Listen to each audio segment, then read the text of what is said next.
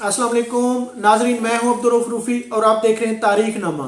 नाजरीन, आज दुनिया का ताकतवर तरीन इंसान व्लादिमीर पुतिन, जो आज रशिया का सदर है, एक आम जासूस से लेकर रूस का सदर कैसे बना।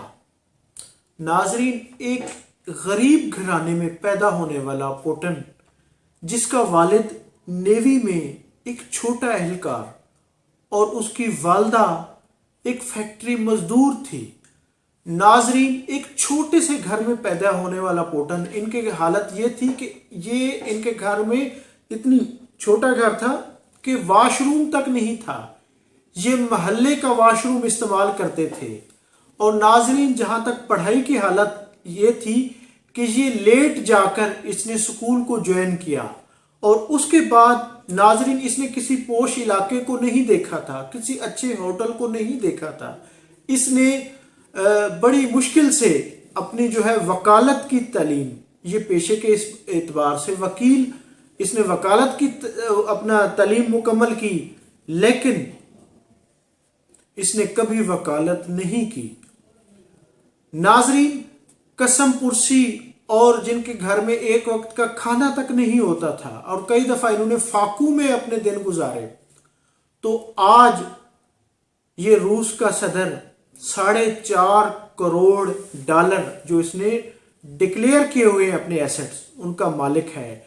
जबकि पनामा जो एक आई थी उसके मुताबिक इसके तकरीबन $2 अरब से ज्यादा इनके एसेट्स हैं और ये इस वक्त तकरीबन 20 से ज्यादा बंगलों, गाड़ियों और फिर तकरीबन 58 से ज्यादा हेलीकॉप्टर और तैयारों का मालिक है। ये ताकतवर तरीन इंसान कैसे बना। नाजरीन, आज की कहानी व्लादिमीर पुतिन की जिद्दोजहद की कहानी है। मजीद आगे बढ़ने से पहले मेरी तमाम दोस्तों से गुजारिश है कि तारीख नामा को सब्सक्राइब करें, चैनल को सब्सक्राइब करें। नाजरीन, जो व्लादिमीर पुतिन है, ये एक वक्त इतनी कमज़ोर था, जब इसकी स्कूल लाइफ शुरू हुई तो ये अपने मोहल्ले के लड़कों से डरता था। मोहल्ले के लड़के इसको मारते थे। ये अक्सर अपने घर में छुपा रहता था और ये अपना आके जो गुस्सा होता था ये चूहों पर निकालता था, ये चूहों को मारता था। बहर लड़के मारते थे और घर में ये चूहे मारता था। और नाजरीन, इसने अपनी इस कमजोरी पर काबू पाने का फैसला किया। और कैसे काबू पाया? तो इसने जूडो की तरबियत हासिल की। और जूडो की तरबियत हासिल करने के लिए भी नाजरीन इसके पास पैसे नहीं थे, बल्कि जूडो मास्टर ने रहम खाकर इसको तरबियत दी। तो ये इसकी ताकत की इब्तदा थी और ये इसकी ताकत की इब्तदा का सफर था। तो नाजरीन, इसने उसी वक्त ही अख्ज़ कर लिया था कि अगर तरक्की करनी है तो फिर लड़ाई करके करनी है, और जहां पे जंग या लड़ाई नागुज़ीर हो तो पहले अटैक खुद करना है, इससे पहले कि दुश्मन अटैक करे। और इसकी सारी जिंदगी इसकी इबारत है। और आज इससे सुपर पावर ताकतें डरती हैं। आज अमेरिका, इसके बाद पूरा यानी नेटो के मुमालिक और इसके अलावा यानी कि पूरा यूरोप इससे डरते हैं। नाजरीन, ये इसका शौक था कि इसने देखा, जब इसने अपनी वकालत की तालीम मुकम्मल की तो इसने देखा कि वकालत की कोई अहमियत नहीं है। क्योंकि जब ये वकील बन रहा था ये समझता था कि वकील ही ताकतवर होता है, क्योंकि वो दूसरों के केस लड़ता है, वो दूसरों के हकूक के लिए फाइट करता है। लेकिन जब ये प्रैक्टिकल लाइफ में आया तो इसने देखा कि ये वकालत तो कुछ भी नहीं है। इसने उस दौर में देखा था कि KGB, जो सोवियत यूनियन की ताकतवर तरीन एजेंसी थी, खुफिया एजेंसी, वो इतनी बाइख्तियार थी कि वो लोगों को गायब कर देती थी। वो पुलिस सर्विस से लोगों को उठा के ले जाती थी। वो जिसको चाहती, जिस मुखालिफ को चाहती थी, उसको गुम कर देती थी। तो इसने भी KGB को ज्वाइन करने का फैसला किया। दूसरा, इसको फिल्में देखने का भी बड़ा शौक था। ये खास तौर पे जो टॉर्चर मूवीज हैं, हॉरर मूवीज हैं, इसको बहुत शौक था और ये भी उसी तरह ताकतवर बनना चाहता था। ناظرین، اس خواہش کی تکمیل کے لیے اس کی سب سے پہلی کامیابی جب یہ KGB کا سیکرٹ ایجنٹ بنا، یہ ایک جاسوس بن گیا اور اس پر اس نے بہت زیادہ پارٹیاں کی، اس نے جشن منائے، یہ خوش ہوا۔ ناظرین، یہ 1975 میں ایک چھوٹا سا افسر تھا، KGB کا ایک عام چھوٹا سا افسر، اور اس کی ڈیوٹی یہ ہوتی تھی یہ غیر ملکیوں پر جو روس میں آتے تھے یہ ان پر نظر رکھتا تھا۔ یہ خاص طور پہ ایسے لوگ اور پھر غیر ملکی ایجنسیاں خفیہ، خاص طور پہ CIA، موساد اور اسی طرح دنیا کی طاقتور ایجنسیاں، ان کے ایجنٹس، ان کے سیکرٹس ایجنٹس پر یہ نظر رکھتا تھا اور ان کو گرفتار کراتا تھا۔ اور پھر ناظرین، یہ جب یعنی اس وقت دوسری جنگ عظیم کے بعد جو ایسٹ جرمنی تھا وہ کیونکہ رشیا کے حصے میں آیا تھا، جرمنی 2 حصوں میں بٹ گیا تھا، تو ایسٹ جرمنی کا کنٹرول روس کے پاس تھا اور جو ویسٹ جرمنی تھا اس کا کنٹرول امریکہ کے پاس تھا۔ تو وہاں پر ایک CIA کی جنگ چل نکلی تھی اور برلن اس وقت تقسیم تھا، ایک طرف CIA تھی، دوسری طرف KGB تھی، اور اس کو بھی وہ ایسٹ جرمنی میں تعینات کر دیا گیا تھا۔ اور ناظرین، اس کی زندگی کی جو پہلی فائٹ تھی بطور جاسوس، جب یہ ماسکو سے ناظرین یہ وہاں پہ پہنچا ایسٹ جرمنی، تو وہاں پہ کہا جاتا ہے کہ اس کو سب سے پہلے ٹرانسلیٹر کے روپ میں وہاں بھیجا گیا، یہ وہاں پہ جاسوسی کرتا تھا، یہ وہاں کے جرمنی کے مختلف سرکاری افسران کو KGB میں بھرتی کرتا تھا اور پھر مخالفین کو ٹارگٹ کرتا تھا، مخالفین کے وہاں پہ جو اپنا روس کے مخالف ہوتے تھے ان کی لسٹیں بناتا تھا۔ اور یہ اس دور میں ناظرین یہ ایک پرسرار آدمی تھا، اور ناظرین یہ اس نے جا کے وہاں پہ دیکھا کہ جو ماسکو ہے وہاں پہ معاشی ابتری کے حالات تھے، معاشی ابتری تھی، بدحالی تھی، جبکہ ایسٹ جرمنی جو یعنی روس کے ہی اس میں آتا تھا وہ وہاں پہ خوشحالی تھی، وہاں پہ غربت نہیں تھی۔ تو اس نے بھی اس کا دل کرتا تھا، یہ چاہتا تھا کہ میرا ملک بھی اسی طرح ہی یعنی کہ طاقتور بنے، یہاں پر اسی طرح کے ہی حالات ہوں۔ تو ناظرین 1990 میں جب ایسٹ اور ویسٹ جرمنی جب ایک ہو گئے تو اس کے بعد روس میں مظاہرے شروع ہو گئے، روس میں اس وقت حکومت کمزور ہو گئی، عوام نکل کھڑی ہوئی۔ تو اس نے بھی، یہ سرد جنگ کا دور تھا اور سرد جنگ کا اس نے سارا یعنی کہ اس نے خود معائنہ کیا تھا، یہ اس کا آئی وٹنس تھا۔ یہ دوبارہ روس میں آیا اور اس کو جو اس کا آبائی شہر تھا لیلن گراڈ کے میئر کے پاس اس کو اس کا ایڈوائزر بنا دیا گیا۔ وہاں پر اس نے ناظرین کئی متنازع فیصلے بھی کیے، جس پر اس کو باقاعدہ وہاں پہ ایک آواز اٹھی، جس کی وجہ سے کئی انٹرنیشنل معاہدے بھی متاثر ہوئے تھے۔ تو اس کو آواز اٹھی کہ اس کو برطرف کر دیا جائے، لیکن میئر نے اس کو برطرف کرنے سے انکار کر دیا تھا۔ لیکن ناظرین یہ اس وقت بھی KGB کا حصہ تھا۔ ناظرین اس کے بعد اس دور میں گورباچوف روس کا صدر تھا، گورباچوف کے خلاف بغاوت ہوئی کیونکہ گورباچوف کے دور میں افغانستان کی سب سے بڑی شکست ہوئی، سوویت یونین ٹوٹ گیا تھا۔ اس کے بعد گورباچوف جو تھا، لیکن یہ گورباچوف کے حق میں تھا۔ جب بغاوت ہوئی، ایون کہ اس کی ایجنسی KGB بھی اس کے خلاف ہو گئی، تو اس نے اسی وقت KGB سے ناظرین استعفیٰ دے دیا تھا اور اس نے عملی سیاست میں حصہ لینے کا فیصلہ کیا، کیونکہ اس نے دیکھ لیا تھا کہ KGB کو 70 سالوں میں 2 بڑی شکست ہو گئی تھی۔ پہلی شکست اس کو افغانستان میں ہوئی، یہ اس کو ذمہ دار KGB کو سمجھتا تھا۔ تو اس نے، اور اس کے بعد یہ اپنے شہر میں بھی آیا جس کو یعنی کہ اس کا نام تبدیل کر دیا گیا تھا، لیلن گراڈ سے اس کو سینٹ پیٹر برگ کا نام دے دیا گیا تھا۔ ناظرین سوویت روس کا خاتمہ ہو گیا۔ اس کے بعد یہ اس نے اپنے شہر سے ہی سینٹ پیٹر برگ سے سیاست شروع کی۔ یہ 1996 تک یہ ناظرین مختلف عہدوں پر کام کرتا رہا، یہ سیاست میں بہت فعال تھا، بہت ایکٹیو تھا، اور اس دوران یہ جوڈو کے ایونٹس میں بھی حصہ لیتا تھا، یہ گھڑ سواری بھی کرتا تھا، یہ آئس ہاکی بھی کھیلتا تھا، یہ ناظرین گھوڑے کی اس پر बगैर किसी उसके पीठ पे, नंगी पीठ पे ये सवारी करता था, ये अपने आप को ताकतवर बनाता था, यानी ये प्रैक्टिस करता था कि कोई इसका कौल था, कोई जिस्मानी तौर पर फिट ही दुनिया में ताकतवर बन सकता है, कमजोर अफराद की दुनिया में कोई जगह नहीं है। और क्योंकि बचपन में जब ये मार खाता था, लड़के इसको मारते थे, जब ये जोडो सीख गया था तो फिर इसने पूरे मोहल्ले में उन तमाम लड़कों को मारा था, बल्कि फिर जब ये आता था अपनी गली या मोहल्ले से गुजरता था तो नाज़रीन एक वक्त ये भी था वो तमाम लड़के छुप जाते थे, क्योंकि ये बेक वक्त 5-5 लड़कों से फाइट करता था, ये फिर इतनी ताकतवर हो गया। नाज़रीन इसने 1996 में इसकी जिंदगी में टर्निंग पॉइंट आया, ये रशिया, ये यानी कि अपना सेंट पीटर्सबर्ग से ये मॉस्को चला गया और इसने फैसला किया था कि अब मैंने मेन सियासत करनी है, मेन स्ट्रीम में आना है। और उस वक्त रूस के सदर थे बोरिस येल्सन, ये उसकी नजरों में आया और बोरिस येल्सन ने इसको सदारती महल में पुतिन को अपने पास रख लिया और पुतिन को सदारती स्टाफ का सरबराह बना दिया। ये इसकी पहली बहुत बड़ी अचीवमेंट थी, क्योंकि इसका केजीबी का पस मंजर था और येल्सन को एक ऐसा बंदा चाहिए था जो खुफिया इसरार और रमूज और उनको इस तरह से हैंडल करे कि दुनिया को पता ही ना चले।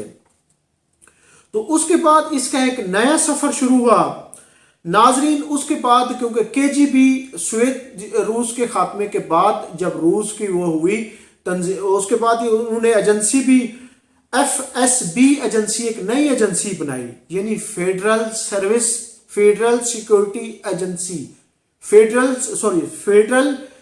Security service.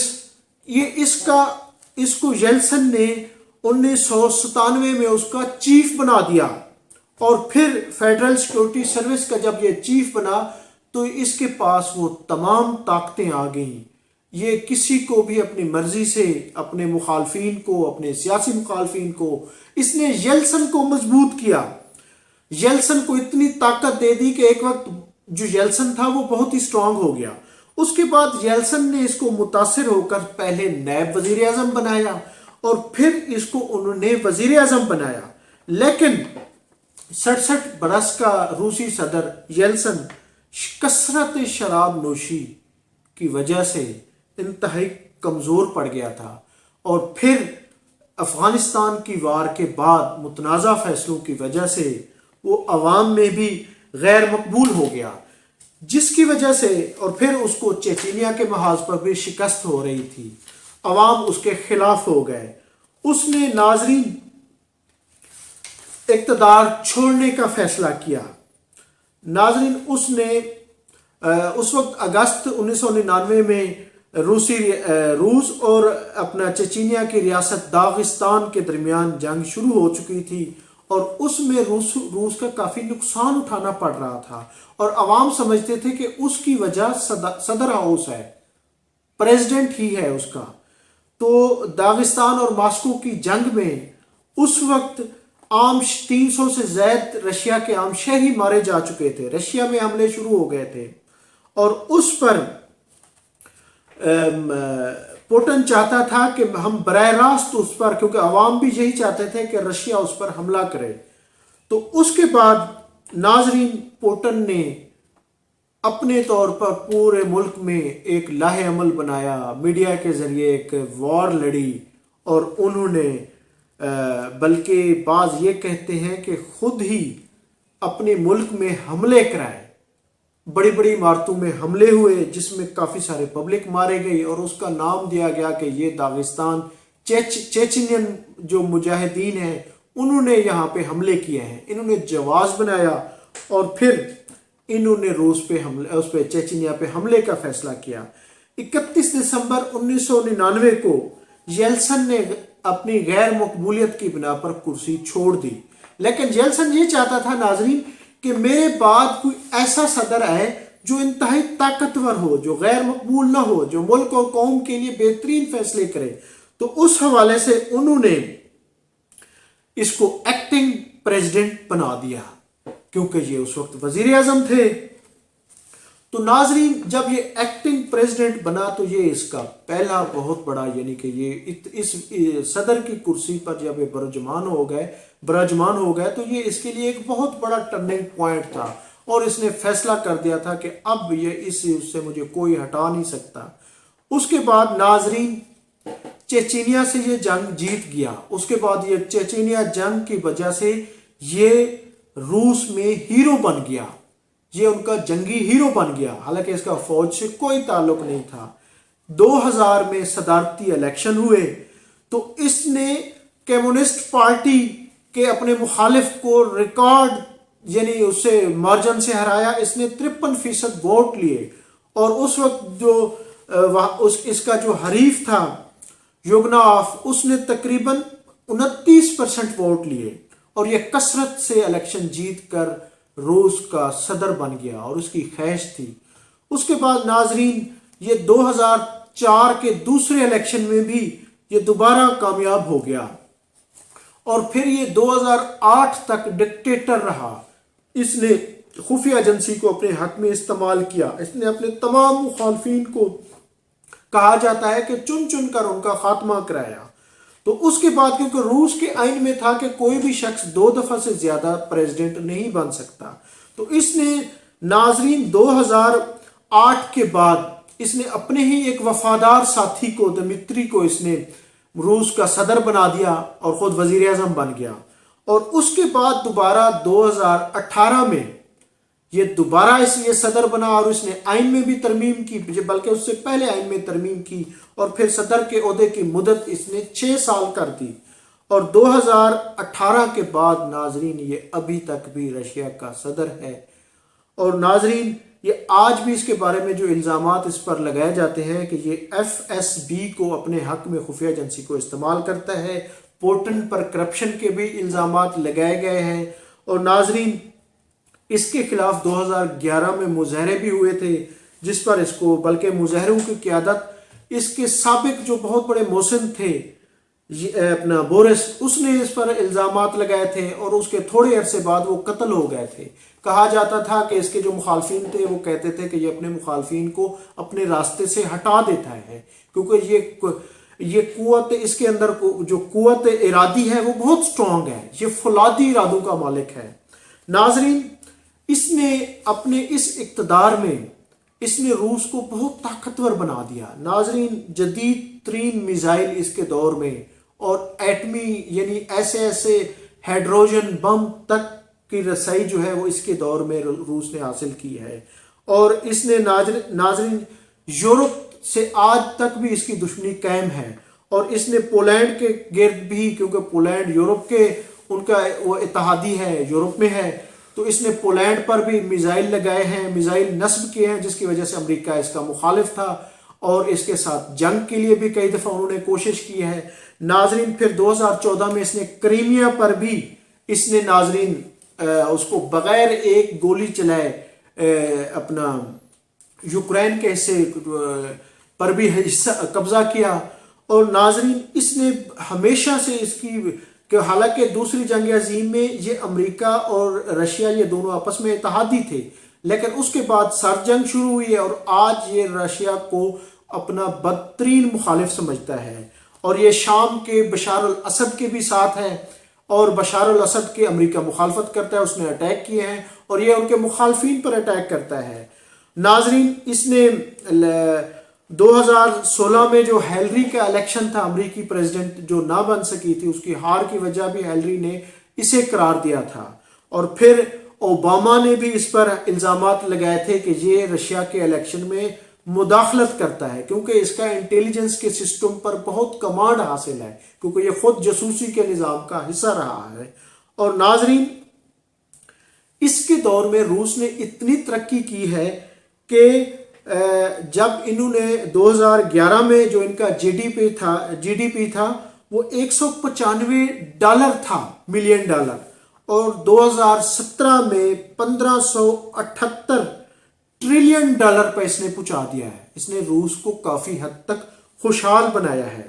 اور ناظرین آج یہ دنیا کا طاقتور ترین انسان، اس نے یوکرین، کیونکہ یوکرین پورے यूरोप को और अमेरिका तक वो अपने नेचुरल ज़ख़ायर को बेचता है, और ये यूरोप का मुखालिफ है, अमेरिका का मुखालिफ है। इसी वजह से इसने यूक्रेन पर भी हमला कर दिया है, और पूरी तमाम यूरोपीय ममालिक, अमेरिका इस वक्त खामोश हैं, साकित हैं, वो इसको देख रहे हैं। यूएन इस पर पाबंदियां लगा रही है, अमेरिका और यूरोपीय इत्तेहाद नाटो इस पर पाबंदियां लगा रहे हैं, लेकिन इसको परवाह ही नहीं है, क्योंकि ये व्लादिमीर पुतिन जो बचपन में चूहों से डरता था, चूहों पे गुस्सा निकालता था, वो आज पूरी दुनिया का ताकतवर तरीन इंसान, जूडो भी खेलता है, आज भी वो हॉर्स पर बैठकर दूर दराज नंगे घोड़े की पीठ पर भी निकल जाता है, और घंटों वो हॉकी भी खेलता है, स्क्वाड हॉकी भी खेलता है। नाजरीन, आज का ताकतवर तरीन इंसान, ये उसकी जिद्दोजहद की कहानी थी। उम्मीद है ये वीडियो आपको पसंद आई होगी, क्योंकि ज़िंदगी जिद्दोजहद से इबारत है, और पुतिन आज दुनिया के लिए, दुनिया में जो उसने तरक्की की है, अपने आप को दुनिया का ताकतवर तरीन इंसान बनाया है, वो इसका एक इस्तारा बन चुका है। और एक वक्त था कि उसके पास खाने के पैसे नहीं थे, एक वक्त था कि उनके पास वॉशरूम तक नहीं था, एक वक्त था कि उसने कोई दुनिया का कोई अच्छा होटल नहीं देखा था, किसी अच्छे, जब ये मॉस्को पहुंचा था तो इसके पास वहां पे रहने के लिए भी पैसे नहीं थे, तो ये दोस्तों से कर्ज लेकर पहुंचा था। तो आज ये पनामा लीक्स के मुताबिक इसने मुख्तलिफ दोस्तों के नाम पर इसके पास $2 अरब से भी ज़्यादा के एसेट्स हैं, और जो इसने डिक्लेयर किए हुए हैं वो $4.5 करोड़ इसके एसेट्स हैं, और फिर 58 हेलीकॉप्टर, त्यारे, 20 बंगले। आज ये दुनिया का अमीर तरीन इंसानों में इसका शुमार होता है, और दुनिया के ताकतवर तरीन इंसानों में। उम्मीद है ये वीडियो आपको पसंद आई होगी। तारीखनामा को, चैनल को सब्सक्राइब करें। अब्दुल रऊफ रूफी को इजाज़त, बहुत शुक्रिया, थैंक यू, अल्लाह हाफिज़।